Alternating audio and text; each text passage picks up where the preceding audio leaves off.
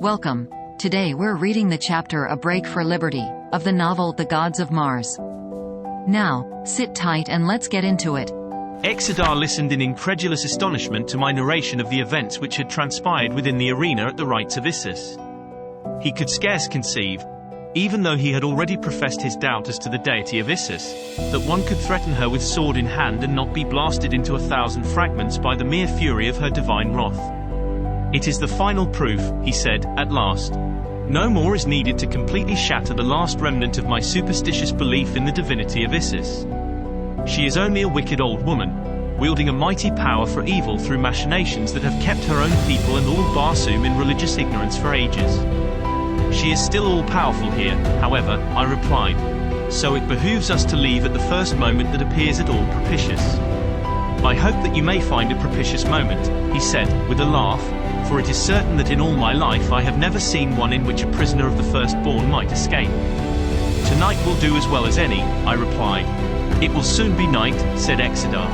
"How may I aid in the adventure?" "Can you swim?" I asked him. "No slimy Scythian that haunts the depths of Corus is more at home in water than is Edgar," he replied. "Good.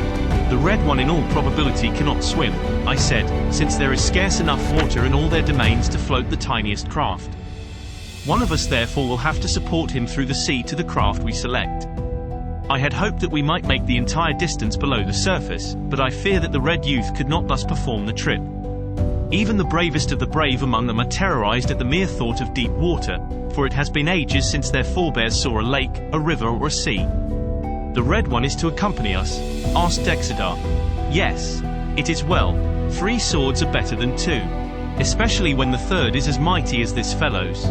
I have seen him battle in the arena at the rites of Isis many times. Never, until I saw you fight, had I seen one who seemed unconquerable even in the face of great odds. One might think you two master and pupil, or father and son. Come to recall his face, there is a resemblance between you. It is very marked when you fight. There is the same grim smile, the same maddening contempt for your adversary apparent in every movement of your bodies and in every changing expression of your faces. Be that as it may, Edgar, he is a great fighter. I think that we will make a trio difficult to overcome, and if my friend Tarkas, Dejah Thoris, were but one of us, we could fight our way from one end of Barsoom to the other even though the whole world were pitted against us." "It will be," said Edgar, "when they find from whence you have come. That is but one of the superstitions which Isis has foisted upon a credulous humanity. She works through the holy Therns, who are as ignorant of her real self as are the Barsoomans of the outer world. Her decrees are borne to the Therns written in blood upon a strange parchment. The poor deluded fools think that they are receiving the revelations of a goddess through some supernatural agency, since they find these messages upon the guarded altars to which none could have access without detection. I myself have borne these messages for Isis for many years. There is a long tunnel from the temple of Isis to the principal temple of Matai Shang. It was dug ages ago by the slaves of the firstborn in such utter secrecy that no Thern ever guessed its existence. The Therns for their part have temples dotted about the entire civilized world. Here priests whom the people never see communicate the doctrine of the mysterious river Is, the valley Dor, and the lost sea of Corus to persuade the poor deluded creatures to take the voluntary pilgrimage that swells the wealth of the holy Therns and adds to the numbers of their slaves. Thus the Therns are used as the principal means for collecting the wealth and labor that the firstborn wrest from them as they need it. Occasionally the firstborn themselves make raids upon the outer world. It is then that they capture many females of the royal houses of the Red Men, and take the newest in battleships and the trained artisans who build them, that they may copy what they cannot create. We are a non-productive race, priding ourselves upon our non-productiveness. It is criminal for a firstborn to labor or invent. That is the work of the lower orders, who live merely that the firstborn may enjoy long lives of luxury and idleness. With us fighting is all that counts. Were it not for that there would be more of the firstborn than all the creatures of Barsoom could support, for insofar as I know none of us ever dies a natural death. Our females would live forever but for the fact that we tire of them and remove them to make place for others. Isis alone of all is protected against death. She has lived for countless ages. Would not the other Barsoomans live forever but for the doctrine of the voluntary pilgrimage which drags them to the bosom of Is at or before the 1000th year? I asked him. I feel now that there is no doubt but that they are precisely the same species of creature as the firstborn. and I hope that I shall live to fight for them in atonement of the sins I have committed against them through the ignorance born of generations of false teaching." As he ceased speaking, a weird call rang out across the waters of Omian. I had heard it at the same time the previous evening and knew that it marked the ending of the day, when the men of Omian spread their silks upon the deck of battleship and cruiser and fall into the dreamless sleep of Mars. Our guard entered to inspect us for the last time before the new day broke upon the world above. His duty was soon performed, and the heavy door of our prison closed behind him. We were alone for the night. I gave him time to return to his quarters, as Exodar said he probably would do. Then I sprang to the grated window and surveyed the nearby waters. At a little distance from the island, a quarter of a mile perhaps, lay a monster battleship, while between her and the shore were a number of smaller cruisers and one-man scouts. Upon the battleship alone was there a watch. I could see him plainly in the upper works of the ship, and as I watched I saw him spread his sleeping silks upon the tiny platform in which he was stationed. Soon he threw himself at full length upon his couch. The discipline on Omian was lax indeed. But it is not to be wondered at, since no enemy guessed the existence upon Barsoom of such a fleet, or even of the firstborn, or the Sea of Omian. Why indeed should they maintain a watch? Presently I dropped to the floor again and talked with Exodar, describing the various craft I had seen. "There is one there," he said, "my personal property, built to carry 5 men. That is the swiftest of the swift. If we can board her we can at least make a memorable run for liberty." And then he went on to describe to me the equipment of the boat, her engines, and all that went to make her the flyer that she was. In his explanation I recognized a trick of gearing that Kantos Khan had taught me that time we sailed under false names in the navy of Zodanga beneath Sabthan, the prince. And I knew then that the firstborn had stolen it from the ships of Helium, for only they are thus geared. And I knew too that Exodar spoke the truth when he lauded the speed of his little craft, for nothing that cleaves the thin air of Mars can approximate the speed of the ships of Helium. We decided to wait for an hour at least until all the stragglers had sought their silks. In the meantime I was to fetch the Red Youth to our cell so that we would be in readiness to make our rash break for freedom together. I sprang to the top of our partition wall and pulled myself up onto it. There I found a flat surface about a foot in width, and along this I walked until I came to the cell in which I saw the boy sitting upon his bench. He had been leaning back against the wall looking up at the glowing dome above Omian, and when he spied me balancing upon the partition wall above him his eyes opened wide in astonishment. Then a wide grin of appreciative understanding spread across his countenance. As I stooped to drop to the floor beside him he motioned me to wait, and coming close below me whispered, "Catch my hand. I can almost leap to the top of that wall myself. I have tried it many times, and each day I come a little closer. Some day I should have been able to make it."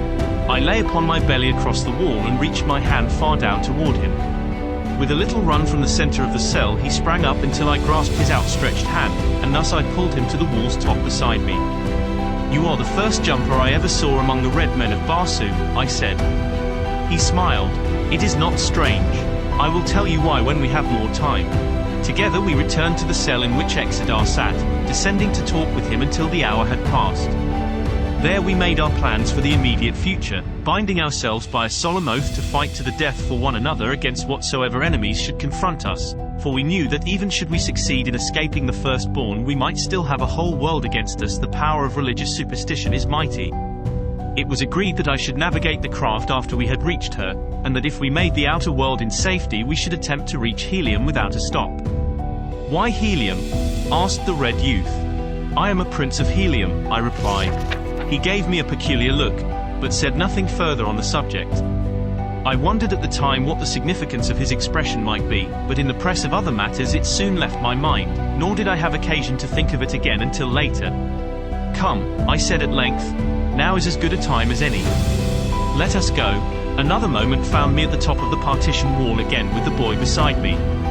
Unbuckling my harness I snapped it together with a single long strap which I lowered to the waiting Exodar below. He grasped the end and was soon sitting beside us. "How simple," he laughed. "The balance should be even simpler," I replied. Then I raised myself to the top of the outer wall of the prison, just so that I could peer over and locate the passing sentry. For a matter of 5 minutes I waited, and then he came in sight on his slow and snail-like beat about the structure. I watched him until he had made the turn at the end of the building which carried him out of sight of the side of the prison that was to witness our dash for freedom. The moment his form disappeared I grasped Exodar and drew him to the top of the wall. Placing one end of my harness strap in his hands, I lowered him quickly to the ground below.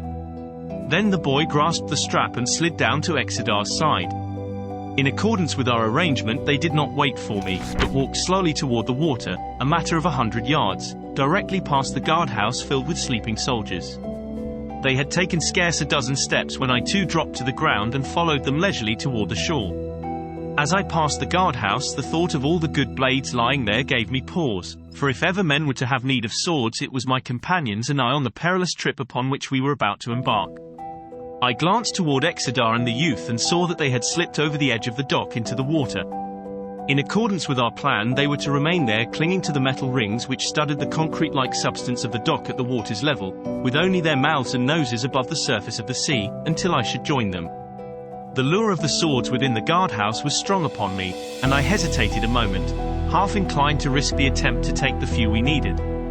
That he who hesitates is lost proved itself a true aphorism in this instance, for another moment saw me creeping stealthily toward the door of the guardhouse.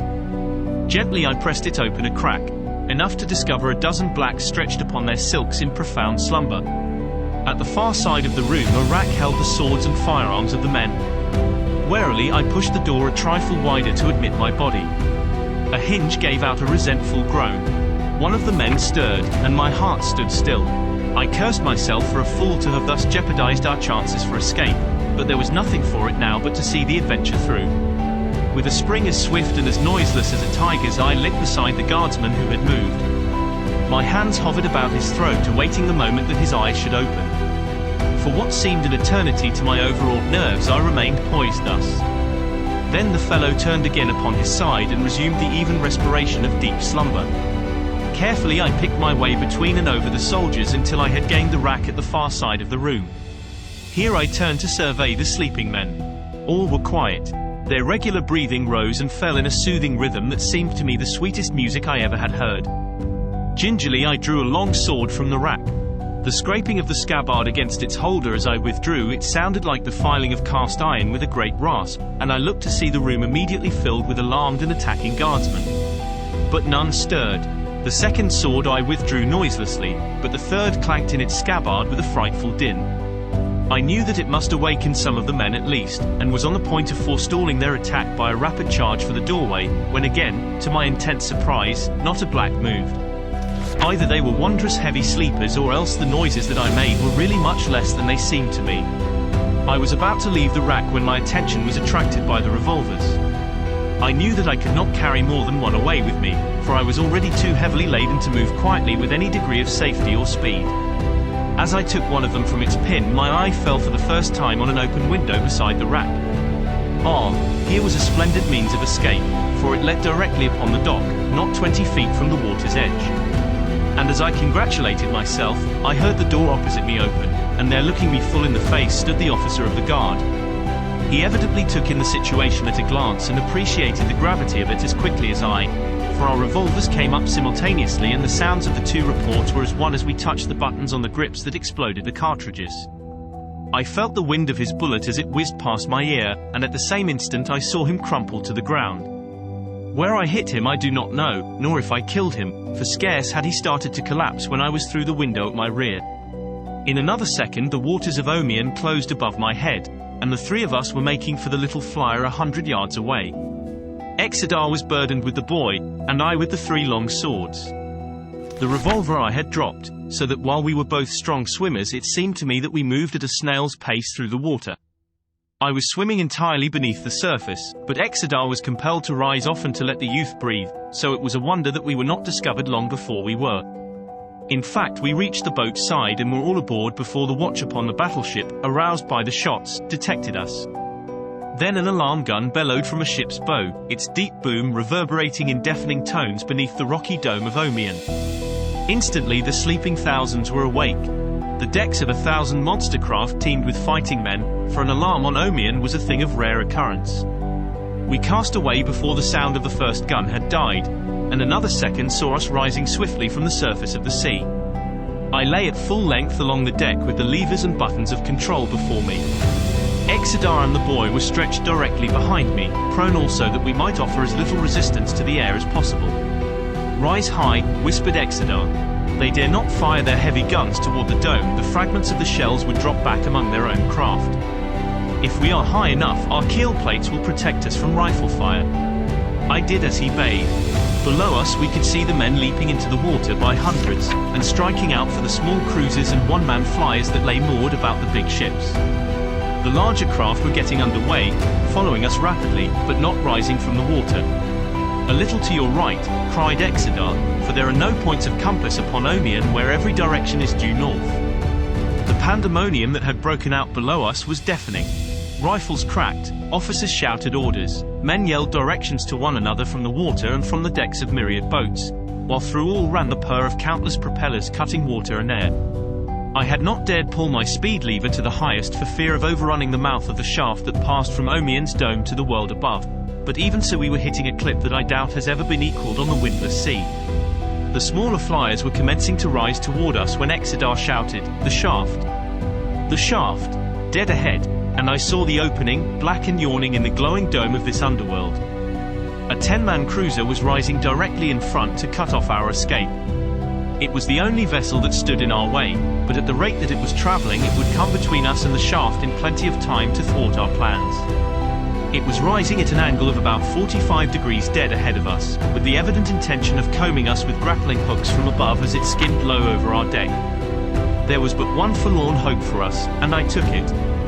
It was useless to try to pass over her, for that would have allowed her to force us against the rocky dome above, and we were already too near that as it was.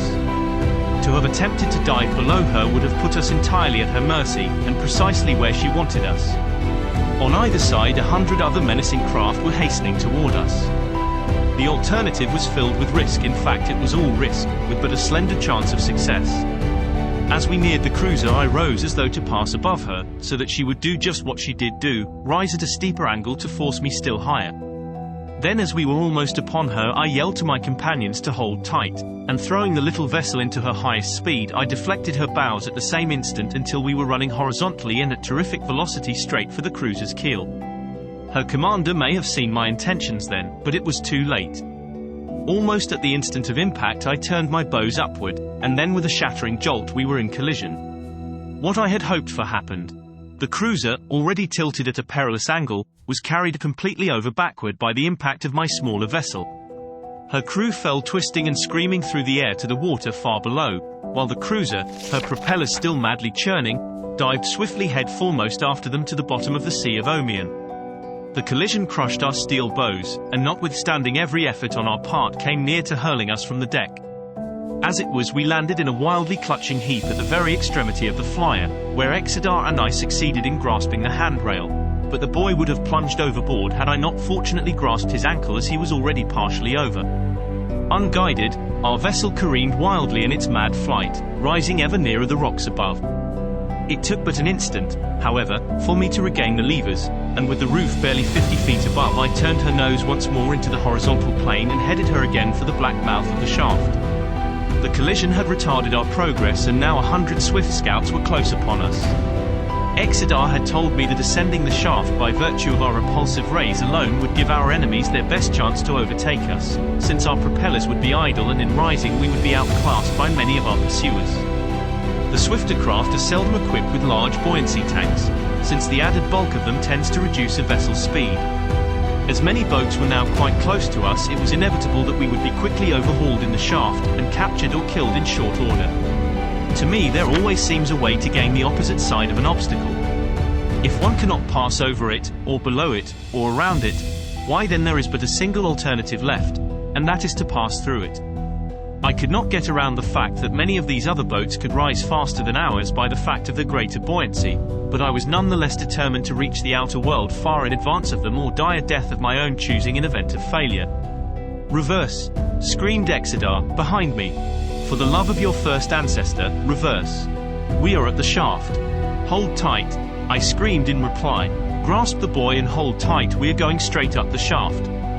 The words were scarce out of my mouth as we swept beneath the pitch-black opening. I threw the bow hard up, dragged the speed lever to its last notch, and clutching a stanchion with one hand and the steering wheel with the other hung on like grim death and consigned my soul to its author. I heard a little exclamation of surprise from Exeter, followed by a grim laugh. The boy laughed too and said something which I could not catch for the whistling of the wind of our awful speed. I looked above my head, hoping to catch the gleam of stars by which I could direct our course and hold the hurtling thing that bore us true to the center of the shaft.